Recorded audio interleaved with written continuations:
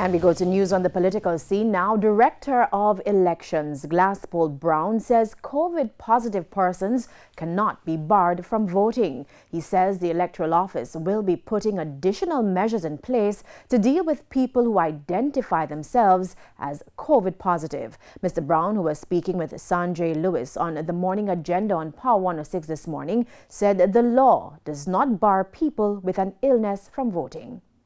The Constitution doesn't allow us to deny them of their right to cast their ballot.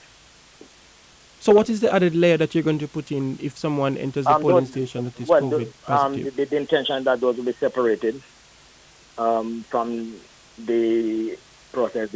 Our workers will be having a number of security gadgets to assist them. They'll be in a mask, they'll be in the gloves, and other protected items will be there to assist them.